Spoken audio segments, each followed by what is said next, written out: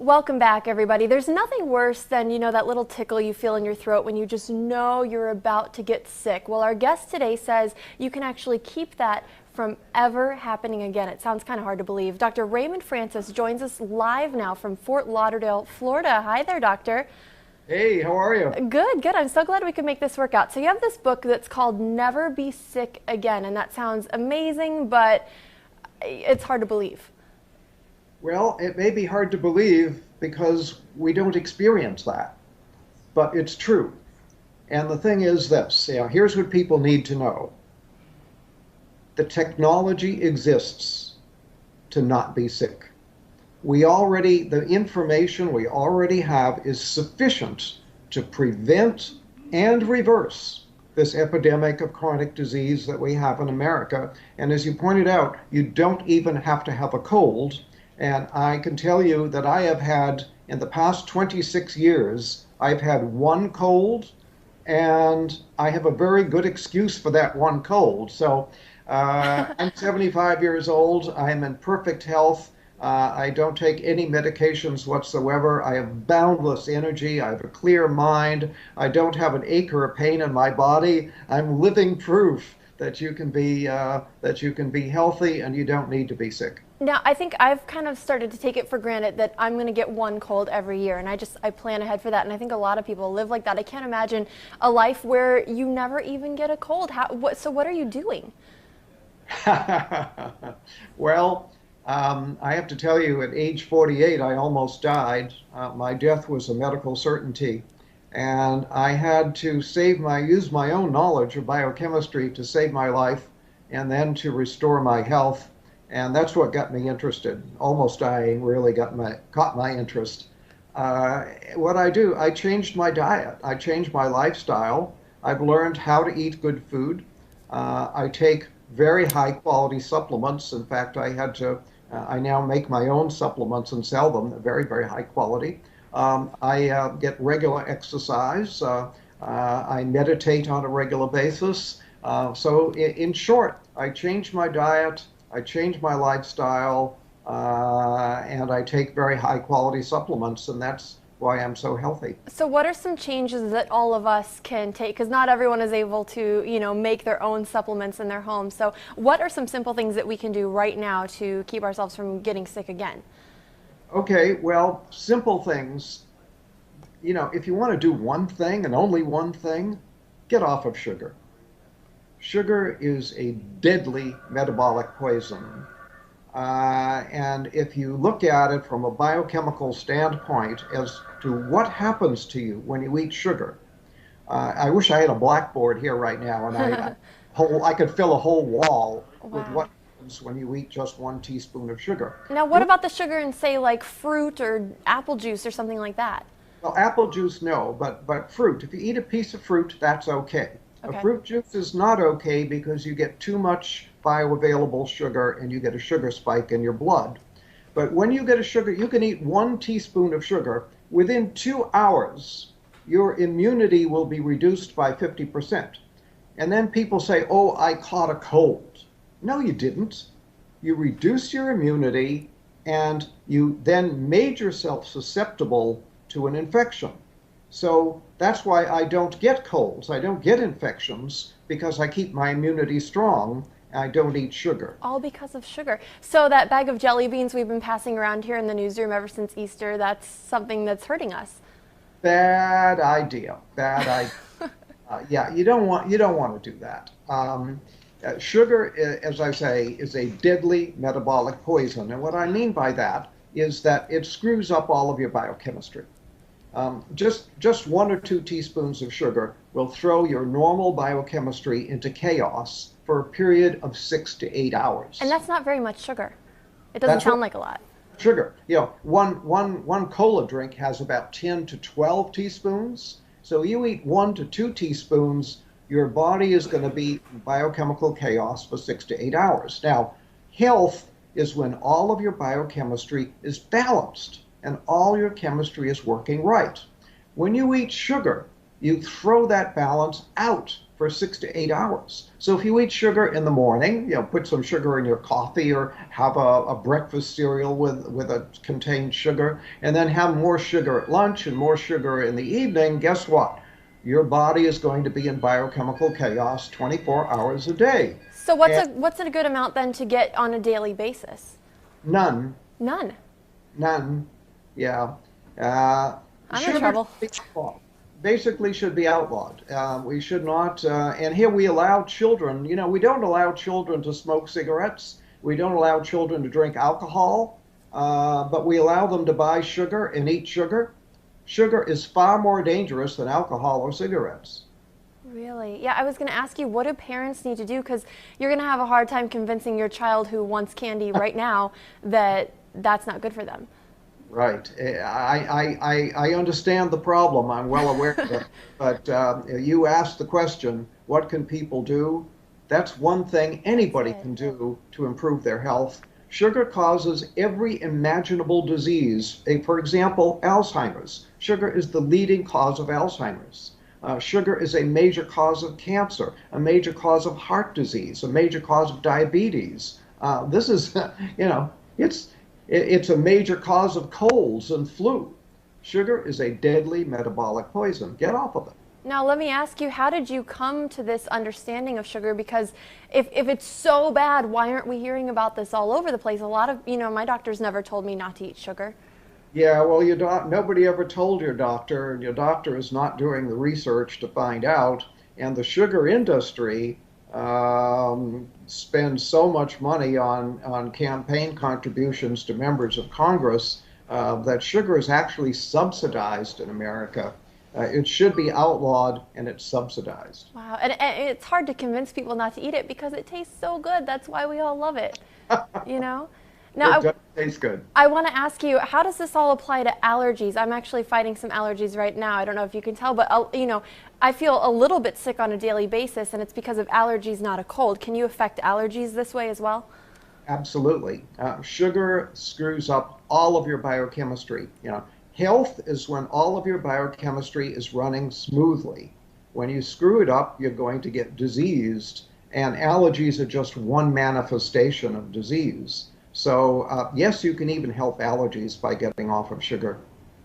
What are some of the misconceptions you think then that people have about health and about staying healthy? Because a lot of people feel like I'm working out, I'm counting calories, I'm going to be fine. And it sounds like there's more to it than that.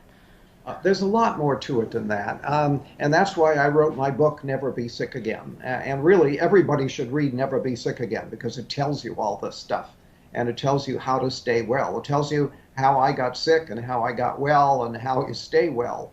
But basically, it's all about, comes down to the cells. We're all made of these little little microscopic units of life called cells.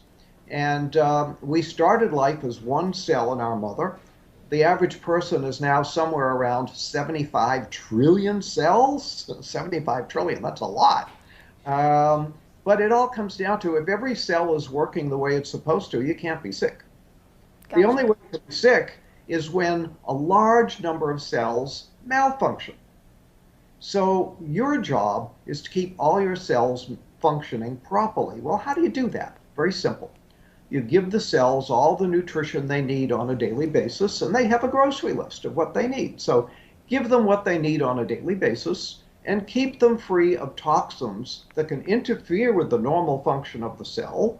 And then the cells will function normally, and then you can't be sick. So you see, you can live a disease-free life simply by keeping your cells functioning normally. It sounds so simple when you say it. We do need to take a quick break. We have so much more to talk about. You actually wrote an entire book just on cancer, and I know a lot of people are going to be really interested to hear what you have to say on that. So we're going to take a quick break. Again, the title of the book, Never Be Sick Again. We'll be right back.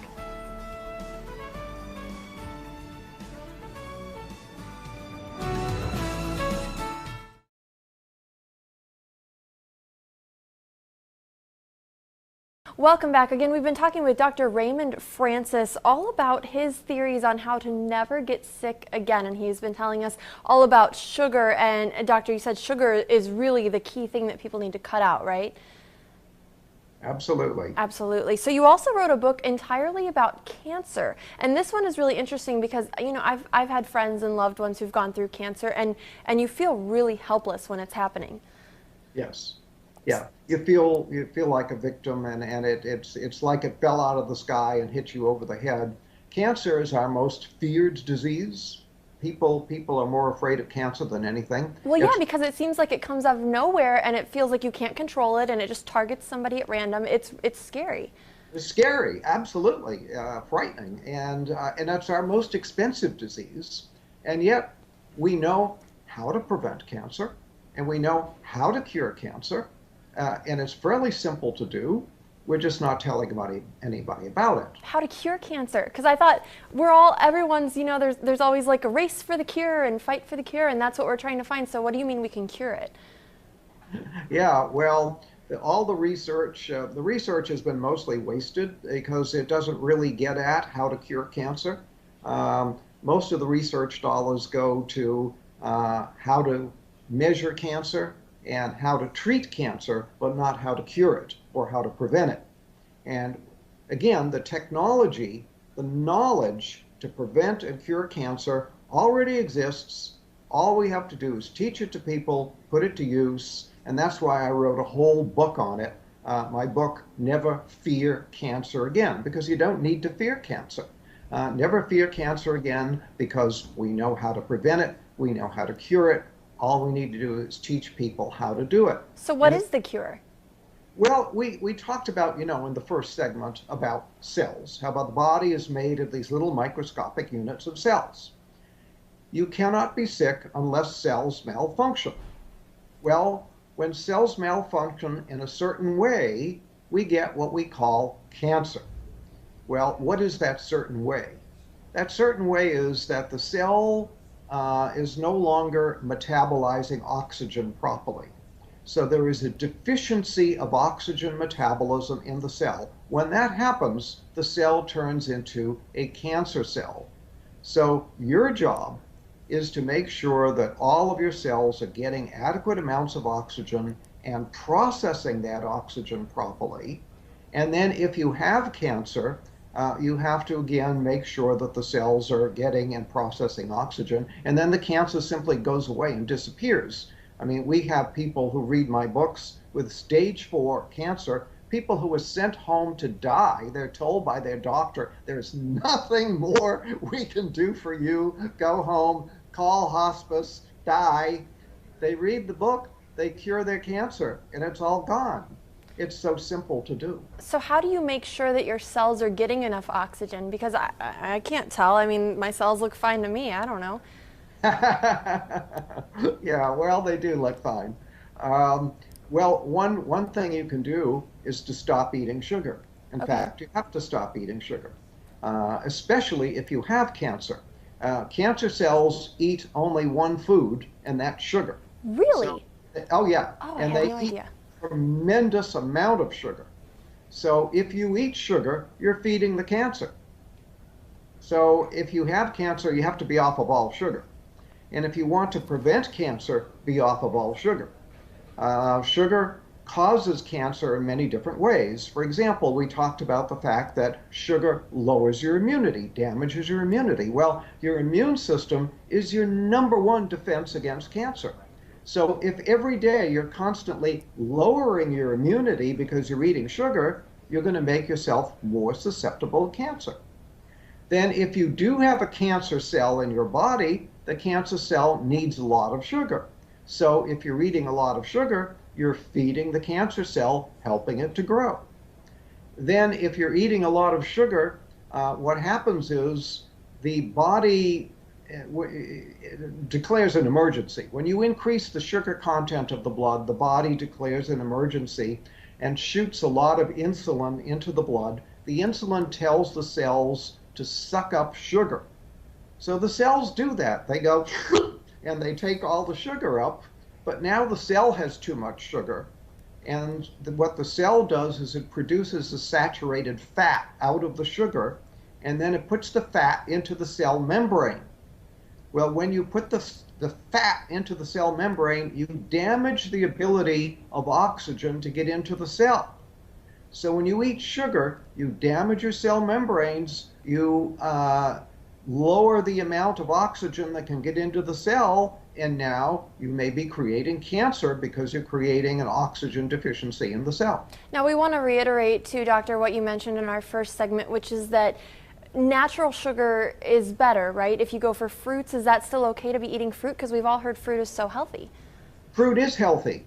Fruit juice is not healthy because now you're getting too much bioavailable sugar too fast. But eating fruit is very healthy. There's nothing wrong with that. For example, I'll tell people with cancer to drink a lot of carrot juice, for example, and say, well, don't carrots contain sugar? Well, yeah, there's some sugar in the carrots, but the carrot juice is very, very healthy. So something like V8 might be a good choice. No, not a No? good choice because you're basically dealing with a lot of vegetables that are probably are very moldy and very old and just not healthy. So you're taking a lot of unhealthy stuff and making an unhealthy drink out of it. Wow, I thought V8 was the healthiest drink you could go to. Now we only have a couple minutes left, but we want to talk about your other book, which is actually dealing entirely with weight loss. And this is something else you say, that people can lose weight for good and not do it through dieting, right? Absolutely, you shouldn't diet. Dieting is very bad for you, especially yo-yo dieting.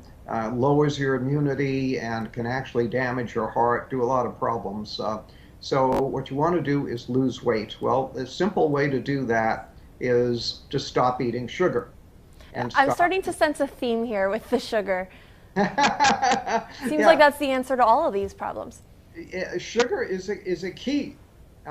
In fact, I talked once with a researcher at Harvard Medical School, and I said, do you think there's such a thing as a key to disease? And he said, well, probably not. But he said, if there was such a thing as one single key to disease, that key would be insulin. And when you eat sugar, you make your insulin go up. When your insulin goes up, you throw your body into chaos. All your hormones are in chaos. Everything's in chaos. So sugar is very key, and not eating sugar is very key to making yourself healthy. And when you eat sugar, you make your insulin go up. Well, when you make your insulin go up, what happens is that gives a signal to the cells to not get rid of any fat. In fact, it tells cells to store fat. So when insulin goes up, cells will store fat. So as long as you keep your insulin high, the cells will store fat.